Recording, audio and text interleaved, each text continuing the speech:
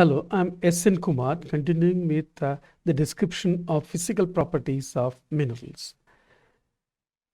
We have started our presentation with the major headings listed here. Of these, already two major headings have been covered in the first presentation, and two properties depending on cohesion and elasticity under the third major heading has been covered in the first part of the presentation. Now we will see the remaining properties of minerals related to cohesion and elasticity are fracture, hardness and tenacity. These will be discussed here along with a discussion on the physical properties depending on color. Fracture. This is the third property depending on cohesion and elasticity. The former surface obtained by breaking a mineral other than that of cleavage or parting is called fracture. As you can see that when a mineral is broken, it may break parallel to cleavage surfaces or parallel to parting planes, or it may break along some other plane. This some other plane is called fracture plane. Fracture plane need not be parallel to crystal faces or possible crystal faces because fracture plane is not dependent on crystallographic directions. The surfaces obtained by fracture may be uneven, irregular or flat. There are some minerals which can be distinguished based on fracture. A number of varieties of fracture are noticed in minerals. Let us see one by one. The first variety is called conchoidal fracture. Conchoidal fracture is a type of fracture in which the broken surface resembles that of the interior of a shell. Here the surface will be curved and this curvature may be deep or shallow. Moreover, the surface area of this curvature may be small or large. So, depending upon the depth of curvature, the fracture may be called as deep conchoidal or shallow conchoidal or flat conchoidal, etc. The best example for such a fracture is shown by quartz. Remember that this sort of fracture is seen in minerals having indistinct cleavage or substances which are amorphous in nature. The second type is called even fracture. This even fracture gives flat surfaces. Although we call it as flat plane surfaces, they are not fully flat. Instead, if you run your finger on the surface, you will find that there are small protrusions or depressions. This sort of fracture is shown by minerals like jasper, which is silicon dioxide with plenty of inclusions of hematite. The third type is called uneven fracture, which is the most common fracture in minerals, especially shown by silicate minerals. Here the fracture surface will be irregular, and the best example for such a mineral is for such sort of fracture is shown by rhodonite, manganese silicate. The fourth type is called Hackley fracture. When we break metals, that the surface obtained will be very irregular, sharp and jagged. This sort of fracture is called Hackley fracture.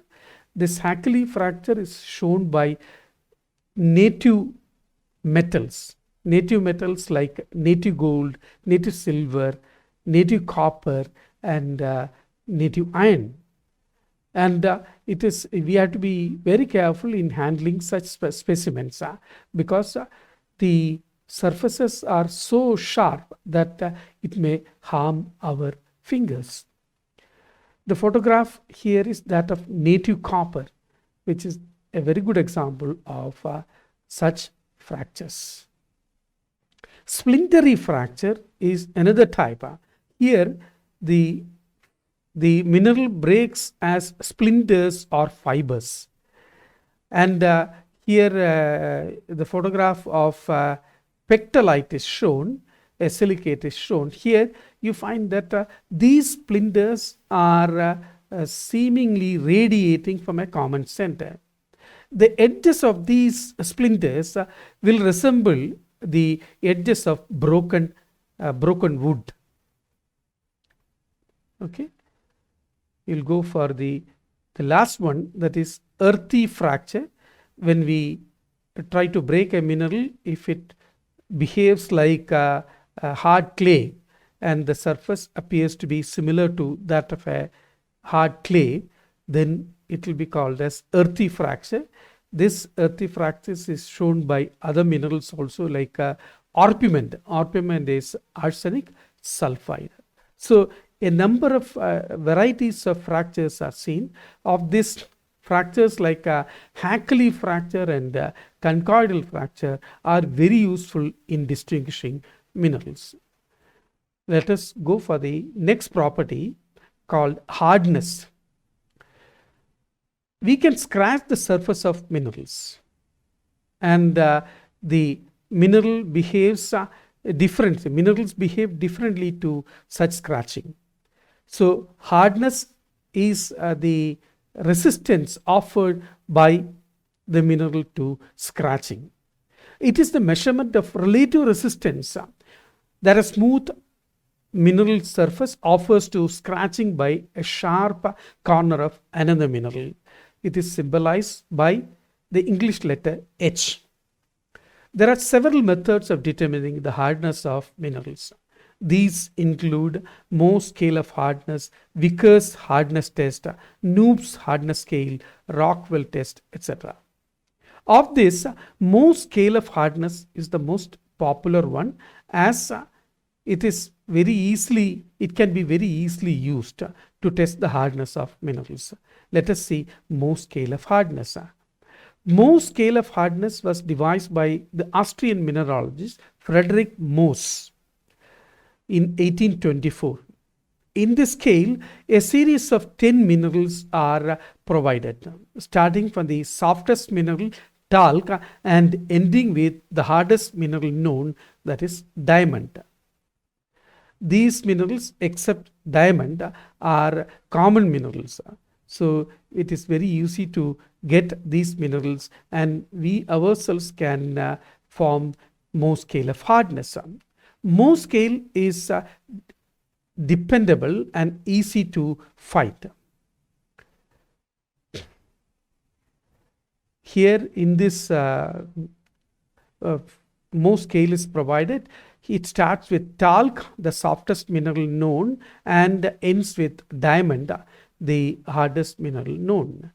The minerals in this scale have compositions ranging from that of silicates with hydroxyl, and those with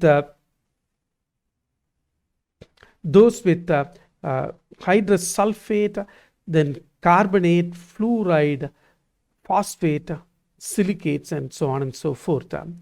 So if we are not having Mohs scale of hardness, we can use the one that has been given in the fourth column.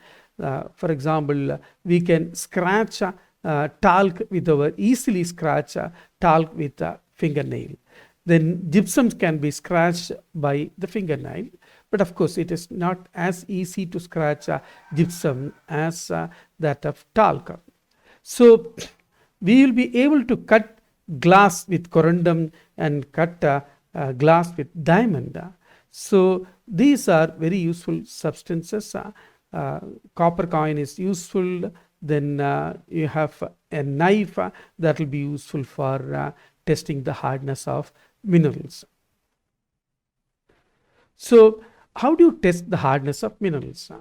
always we have to use fresh surface for testing the hardness of minerals. So we have to use the pointed end of a mineral for scratching the testing the hardness of that mineral, which is about the hardness of which is not known to us. What we do is we take one mineral from the most scale of hardness and using the sharp end of that mineral, we have to put a scratch on the surface of the mineral of unknown hardness. If we are getting a groove on the surface of the mineral with unknown hardness, it means that it has a hardness less than that of the mineral that we have used from the most scale of hardness. Instead, if we are getting a line only and the powder of that mineral is can be blown away from the surface, then it means that the mineral of the mineral with unknown hardness has a higher hardness. This is very important. So we have to wipe the surface of the mineral and see whether there is a groove or a line. With that, we'll be able to test the hardness of mineral. So for example, if I am taking orthoclase from the most scale of hardness, orthoclase has a hardness of 6.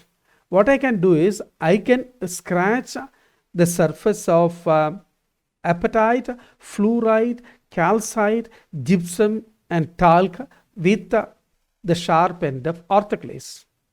But orthoclase, the surface of orthoclase will be scratched with the help of quartz, topaz, corundum or diamond. So this is the general principle when we use the Mohs scale of hardness. So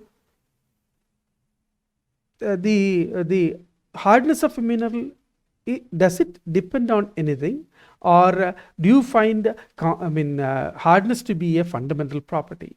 Remember that hardness is a fundamental property, so it is very dependable. So any specimen taken from any part of the world will have the same hardness, provided it is fresh. Hardness depends upon two factors: chemical composition. Minerals of heavy metals are soft.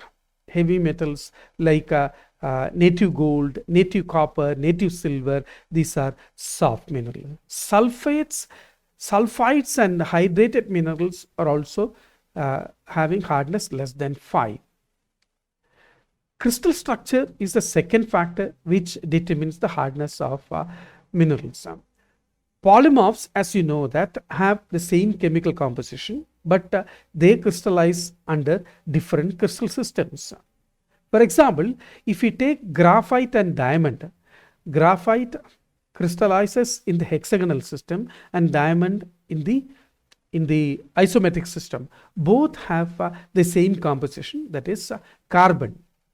Graphite has a hardness of 1 to 3, ranging between 1 and 3, whereas diamond has a hardness of 10. Similarly, you find that the direction of scratching also is important. So that may give varying hardness of certain minerals. Kyanite is the best example for that. Here you find that kyanite, if you scratch parallel to the length of the mineral, it will be giving a hardness of about 4.5, whereas if you scratch it perpendicular to the length of the mineral, it will have a hardness of 7. So this is very important for testing hardness. So hardness is a very useful property for identification of minerals. The next property is called tenacity. Tenacity refers to the resistance of a mineral to breaking, bending or crushing or tearing. This can be used for the identification of certain minerals. So we find that for testing the tenacity of mineral, we have to use thin slices of mineral or fresh pieces of minerals. So This is useful, and we find that there are different types of tenacity. The first one is called malleability. When a mineral fragment is hammered, then if it is turned into a flat sheet, it doesn't break into powder or pieces. Instead, it is turned into flat pieces. Then flat surface. Then it is said to have the property of malleability. Native metals have this property. The best example is that of native copper and native gold. This property is made use of in covering the roof of many monuments and places of worship, because a small quantity of metal can be used to make sheets of a very large area. The second one is called ductility. Here the fragment of mineral can be turned into thin wires. Here also native metals are the best examples. Here you find that a photograph of native gold is shown here, and native silver, native copper, they are all examples of minerals showing ductility. Sectility is another type of tenacity. Here pieces of sectile mineral can be cut by a knife, like cutting cold wax, or it can be turned into thin shavings. The mineral also breaks under a blow. Graphite is an example. Then gypsum is another example. What is shown here in this photo is gypsum. So it can be cut into small pieces. Flexibility and the next property, elasticity, they are very similar. Here what we do is when we have a thin flexible layer of mineral, it and try to bend it, it bends.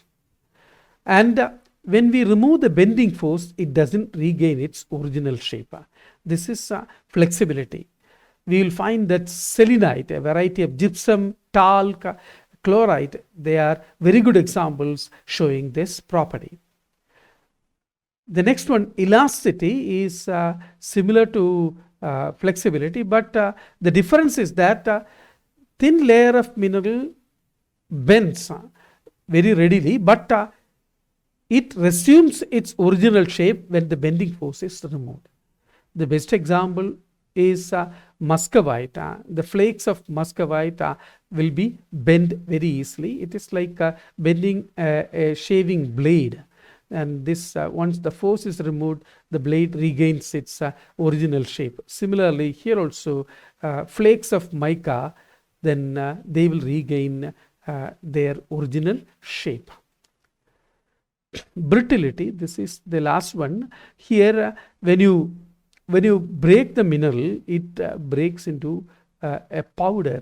You will say that this is very similar to the breaking of minerals like clay, orpiment, apatite and all. Orpiment is arsenic sulfide, apatite is calcium phosphate. So tenacity is a useful property for the identification of minerals, especially minerals like native metals. Native metals can be easily identified. Similarly, minerals like gypsum, talc, they can be identified. Micas can be identified with the help of tenacity. So we have completed the description of the properties depending on cohesion and elasticity. Now we will go for the fourth major heading, properties depending on light. See, when I talk about the properties depending on light, it means that I am talking about the properties depending on light when the minerals are seen in hand specimens or in the field. So remember that optical properties can be studied in thin sections under a polarizing microscope. That is different. That will be dealt in optical mineralogy. Some of the more important properties depending on light are color, streak, luster, and diaphanity. In addition to that, special properties are also there. Other properties are also there depending on light that include play of colors, opalescence, luminescence, surface iridescence, so on and so forth. Let us see the first property, color. Color is a very important property because anything that we see, the first thing will be color. Noticeable one will be color. So it is the most striking property of any substance. Minerals are no exceptions. The color of any substance is produced by the absorption of some wavelength of white light. If no absorption takes place, the substance will appear colorless. There are two types of minerals based on color. They are called allochromatic minerals and idiochromatic minerals. Majority of the minerals are allochromatic. Allochromatic means the mineral as such does not have a color of its own. The color of that mineral is produced by the presence of certain impurities. These impurities give the color. So there is no inherent color for the mineral. The color is obtained because of the presence of a certain type of impurity and the concentration of that impurity. Those impurities which give the color to the mineral, they are called as chromophores. The chromophores include chromium, manganese, iron, cobalt, nickel, vanadium, rare earth elements, and uranium. And as you can see, the same mineral can show different colors depending upon the type of impurity that is present. So for allochromatic minerals, color is not a dependable property for identification. So we will see some examples for allochromatic minerals. Here I have shown 3 specimens of calcite in different colors. There are so many varieties of calcite depending upon color. Some calcite are colorless because they don't have any impurity at all. So allochromatic calcite, you can see, so you cannot distinguish calcite based on color. In the photograph, you have different crystals of tourmaline of different colors. Like colorless tourmaline is there, light green is there, pink is there, then you have rose is there, then you have deep green color is there. So you cannot again depend on color for identification of tourmaline. Now we'll go for the second type, that is idiochromatic minerals. Idiochromatic minerals, for these minerals, color is a constant property. It is characteristic for such minerals. So you can use color for these minerals, color of these minerals for their identification. The color in these idiochromatic minerals, it is related to the chemical composition. There are certain elements, if these elements are present as essential elements in the composition of minerals, then they will give color to the minerals. For example, titanium, vanadium, chromium, copper, iron, cobalt, these are examples of elements which give color to the minerals. Native metals, metallic sulfides, oxides, certain carbonates these are idiochromatic minerals. We will see some examples of idiochromatic minerals. So I have shown here 3 minerals. Cinnabar is mercuric sulfide. It has a deep red color. Malachite is another mineral, that is malachite is copper carbonate. It has a green color here. There is another copper carbonate, azurite, that is blue color. And you have galena. Galena again is lead sulfide. This lead sulfide has lead gray color. Lead gray color. So for these minerals, color is a constant property. It is useful for identification of these minerals. Thus, we have seen a number of properties depending on cohesion and elasticity, and one property based on light. So we can always correlate these properties, as I have told you that native metals, they show Hackley fracture. Native metals, they are malleable, ductile. So here, native metals, here you can see that they show they are idiochromatic. So it's such sort of connections we can make, correlations we can make. This we can discuss at the end, at the last presentation. So the other properties of minerals will be discussed and described in subsequent presentations. Thank you.